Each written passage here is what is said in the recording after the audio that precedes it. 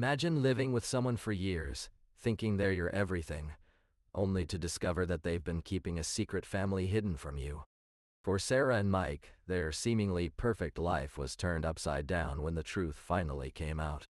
Their love story was one of laughter, adventure, and commitment, or so it seemed. As they stood on the mountain peak, holding hands and gazing out at the breathtaking view, Emily whispered to Ryan, "I'm so grateful for our life together." Ryan smiled, his eyes crinkling at the corners, and wrapped his arms around her waist. They had always been that couple, the ones who made everyone else feel like they were living vicariously through them. Their love story was one of serendipity. They met on a blind date in college, bonding over late-night pizza and study sessions. Ryan proposed to Emily on their 5-year anniversary, with a customized scavenger hunt that led her to the Eiffel Tower. Their wedding day was a sun-kissed celebration of friends and family, with laughter and tears flowing freely. To outsiders, it seemed like they had it all: love, happiness, and a life filled with possibility. But beneath the surface, there were hints of trouble brewing. Emily couldn't quite put her finger on it, but something felt off. Ryan was distant at times, preoccupied by his job as a financial advisor. And then there were the late-night phone calls. As we look closer at their relationship, you might think that everything seemed fine on the surface. But if you dig a little deeper, there were subtle signs that something was amiss. At first, they brushed them off as minor issues or coincidences, but in hindsight, it's clear that the cracks had already begun to form. At first, it was just a few extra hours here and there. John would say he had to work late, or that his boss needed him to stay over for an important meeting. He'd promised to make up for it on the weekends, but those days would come and go without him being around. His wife, Emily, was understanding at first, thinking maybe he was just going through a tough time at work. But as the weeks went by, she started to feel like a single parent, raising their 2 kids on her own while John was away. She'd send him texts asking when he'd be home, and his responses would be vague, saying something about things taking longer than expected. Emily tried not to think too much of it, but the feeling of being left behind started to creep in. She'd come home from work, exhausted, only to find John's side of the bed untouched, his clothes still hanging in the closet as if he'd just stepped out for a minute. I remember the countless times he'd leave the room to take a call, or hastily send a text with a hushed tone. He'd assure me it was work-related, but deep down I sensed something wasn't quite right. The frequency of these calls increased over time, and I started to notice a pattern, only on Tuesdays and Thursdays between 7 and 9 p.m. It was as if he was hiding something from me. I began to feel like I was living in a bubble, unaware of the world outside our little reality. He'd come back to the conversation as if nothing had happened, but his eyes would betray him. A flash of guilt, a flicker of nervousness. I couldn't shake off the feeling that he was leading a double life. One Tuesday evening, I overheard him whispering in hushed tones on the phone. The words, "I'll be there soon," sent a chill down my spine. What did it mean? Who was on the other end of the line? And why was he lying to me about everything?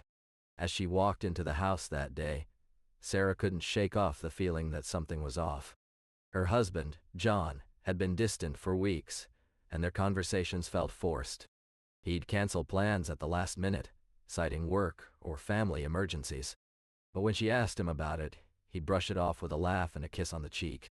As Sarah continued to dig into her husband's past, she stumbled upon a trail of clues that led her down a dark path. It started with small things: a strange phone number in his contacts, a mysterious email account he'd opened months ago, and an unfamiliar address on one of his receipts. At first, she thought it was just a harmless hobby, or a side project he was working on. But the more she investigated, the more she uncovered a life that seemed to belong to someone else entirely. It was a typical Tuesday evening when Sarah stumbled upon the truth that would shatter her world forever. She had been digging deeper into her husband's past for weeks, initially thinking he was just being secretive about his business dealings. But as she delved deeper, the inconsistencies in his story began to add up. And then, like a punch to the gut, it hit her. An old credit card statement from 2015 showing a payment to Emily at a daycare center in another state. Sarah's eyes widened as she read the words over and over, her mind racing with questions. Who was Emily? What daycare center? She felt like she'd been living in a dream world, oblivious to the reality that had been hiding in plain sight all along. The familiar scent of their home, the sound of her children laughing in the background. It all seemed so mundane now. As she stared blankly at the credit card statement, Sarah's entire marriage came crashing down around her. She felt like she'd lost a part of herself, like she was staring into the eyes of a stranger who had been masquerading as her husband all along. As she sat in stunned silence, the weight of her husband's betrayal crushed her. She felt like she was drowning in a sea of emotions: shock, anger, sadness, and above all, betrayal. She kept replaying their conversations, wondering how she had missed the signs. Had he been lying to her face all along? The thought sent a wave of nausea through her body. She remembered the time they had talked about starting a family, and he had said they were financially ready. Now, she wondered if there was more to it than just money. At first, when Sarah confronted him about the second family, he broke down in tears. He claimed that he was driven by a sense of responsibility, not just love. He had grown up with a single mother who struggled to make ends meet, and he wanted to provide for his own family in a way she couldn't. As the days went by, Sarah's world was turned upside down. She couldn't shake off the feeling that her husband had been lying to her for years. She felt like she'd been living a lie, and the thought of staying in this marriage was unbearable. But at the same time, she loved him. They had kids together. And she didn't know if she could bring herself to leave. Sarah confided in her best friend, who suggested she take some space from the marriage. "Give yourself time," she said. "You can't make a decision like this in the heat of the moment." Sarah agreed, but it was hard to separate herself from the life they'd built together. She started to think about what would happen if she left. Would she be able to provide for her kids on her own? Could she afford the mortgage payments by herself? The uncertainty was paralyzing. But as she looked at her husband, she knew she couldn't stay in a marriage based on lies and deception. The aftermath was nothing short of devastating. Sarah's decision to leave the marriage sent shockwaves through their entire social circle. Neighbors who had known them as the perfect couple now whispered behind closed doors about the broken family. Friends, who had been loyal only to the husband, suddenly turned cold towards Sarah. As they navigated the divorce proceedings, Sarah struggled to come to terms with the loss of her home, her identity, and her sense of security. The husband, on the other hand, seemed to be navigating it all with ease, as if he'd planned for this moment his whole life. He'd been preparing a new family, a new life, while she was left picking up the pieces. Their relationship crumbled under the weight of his secrets and lies. Trust, once the foundation of their marriage, had been reduced to dust. The memories they thought were real, the laughter they shared, all tainted by deceit. It's a cruel irony that what they built together would ultimately be destroyed by his own hands. As Sarah sat in therapy sessions, she couldn't help but wonder how her closest friends had no idea about their husband's double life. They'd often joke about his work trips and his late nights, brushing off her concerns with reassurances that he was just stressed. But little did they know, these so-called work trips were actually visits to see his other family. It's a sobering reality that friends can sometimes unknowingly enable or contribute to the secrecy. They might not even realize it, but their constant defense of him and dismissal of her concerns only added fuel to the fire. Sarah remembered how one friend would often say, "He loves you so much, he'd never do anything to hurt you." A phrase that now haunts her as she realizes the devastating consequences of such well-meaning words. It's a painful lesson that even those closest to us can sometimes be blind to the truth, and that our support systems can sometimes perpetuate the very thing we're trying to escape. As I reflect on our marriage, I realize that we both enabled each other's toxic behaviors. It started with small things, making excuses for his late nights at work, downplaying the fights we had in front of others. But over time, it escalated into a full-blown enabler complex. I'd find myself covering up for him, deflecting attention from his mistakes, and even justifying his infidelity as just a phase. I knew something was wrong when our friends started noticing the changes in us, but we couldn't see it ourselves. We were too caught up in the cycle of blame and shame. I remember one particularly heated argument where he broke a glass on the floor, and instead of apologizing or taking responsibility, I cleaned up the mess and whispered, "It's okay," in his ear. In that moment, I felt like I was perpetuating the very thing we were trying to escape: a toxic relationship. We were trapped in this cycle of enabling and being enabled, and it took me hitting rock bottom before I realized I needed help. You see, looking back, there were so many red flags that I ignored or brushed off as mere paranoia. My husband was always working late at the office, but when I'd call him around 9 p.m., he'd answer with a delayed response like he was in a meeting. He'd say things like, "Just got out of a meeting, babe," and hang up. Or he'd cancel plans at the last minute, saying something came up with work, without even checking his schedule first. As I stood there, frozen in shock, I felt like my whole world was crumbling around me. My husband's betrayal cut so deep that I didn't know if I could ever trust him again. But as the days turned into weeks, and the weeks turned into months, I realized that I had a choice to make. I could let his actions define our relationship, or I could take control of my own healing. I've been thinking a lot about our relationship, and I keep coming back to this one thing: communication. If only we had talked about what was going on in his head, maybe things would have turned out differently. But he never did. He just kept pushing me away, telling me it was all my fault. As I look back on our relationship now, I realize that he had complete control over me. He knew exactly which buttons to press, which emotions to manipulate, to keep me in line. He would say things like, "You're too sensitive," or "You're being paranoid," and I'd internalize them, thinking there was something wrong with me. It was a masterclass in emotional blackmail. He'd guilt-trip me into doing what he wanted, making me feel like I was the one who was flawed for even questioning him. As she stood in that empty apartment, the weight of his secrets crushing her, she felt like a part of her was dying. The emotional toll of discovery was suffocating, like drowning in a sea of self-doubt. She questioned everything: her own worth, her own sanity. Why didn't I see it? Why did I ignore the signs? The what-if swirled in her head like a toxic storm.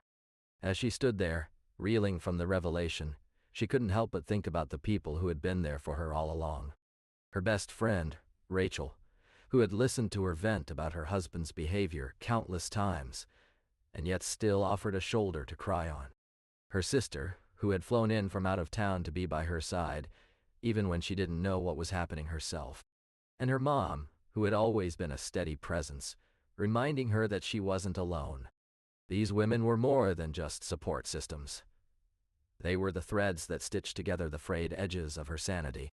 They reminded her that she wasn't defined by this one person's actions, but by her own strength and resilience. And in that moment, surrounded by their love and understanding, she felt a glimmer of hope. You see, having people who get it, who understand what you're going through, can be the difference between sinking or swimming. You're not alone in this journey, no matter how dark it gets. There are others out there who have walked this path before you and come out the other side. And when the world feels like it's spinning apart at the seams, it's those people who will hold your hand and help you find your footing again. As Sarah sat amidst the ruins of her marriage, she couldn't help but wonder if love was enough to heal the wounds inflicted by her husband's infidelity. The tears had dried, but the ache remained, a constant reminder of the trust broken and the faith shattered. And yet, as she looked back on their years together, Sarah realized that it wasn't just about forgiveness. It was about the depth of love they shared. She remembered how her husband used to hold her hand through life's darkest moments, and how he'd whispered words of comfort when she needed them most. Those memories, though tainted now, still lingered in her heart. The question remained, could love ever forgive such a deep wound? Sarah knew that it wasn't about forgetting what had happened, but about finding a way to reconcile the pain with the love they once shared. It's a delicate balance, one that requires courage and self-reflection. Forgiveness isn't about letting go of accountability, but about learning to coexist with the hurt. And for Sarah, it was this understanding that sparked a glimmer of hope amidst the heartache. As Sarah sat amidst the ruins of her marriage, she couldn't help but wonder how things had gone so wrong. She thought back to the early days when laughter filled their home and love seemed endless. But as time passed, cracks began to form, and the facade crumbled. The infidelity was just a symptom of deeper issues, a toxic dynamic that had been festering for years. It's easy to point fingers and say he or she is to blame. But what about when both partners contribute to the chaos? What about when love becomes a battlefield, with each side dug in, refusing to yield? Sarah thought of all the times she'd sacrificed her own happiness for the sake of their relationship. Their story is a testament to the complexity of human relationships. It's a reminder that even amidst pain and heartache, there can be love and redemption. Like a tree with deep roots, our connections are intricate, multifaceted, and sometimes even broken. But with patience, forgiveness, and a willingness to grow, we can nurture new life from the ashes. As we reflect on this couple's journey, it's clear that their relationship was a complex web of love, deceit, and ultimately, redemption. Remember their story as you navigate your own relationships, and ask yourself, what would I do if faced with the same choices? Would I stay or go? The key takeaways from their tale are just as relevant today as they were then. Trust must be earned, not assumed. Communication is a two-way street, and apologies without action are meaningless. Think of the countless times you've been blindsided by someone's actions in your own life. Maybe it was a friend who betrayed your trust or a partner who kept secrets from you. The pain and anger that follow can be overwhelming. But here's the thing. Every relationship is a choice, just like theirs. What we choose to do with those choices can make all the difference. As we move forward, let's hold on to the hope that even in the darkest moments, love and forgiveness can prevail. As we reflect on this husband's dark secret, it's clear that his lies and deception almost destroyed everything he held dear. But in the end, love and forgiveness prevailed. It's a powerful reminder of the importance of honesty and communication in any relationship. Think about it. If only he had been truthful from the beginning, would things have turned out differently?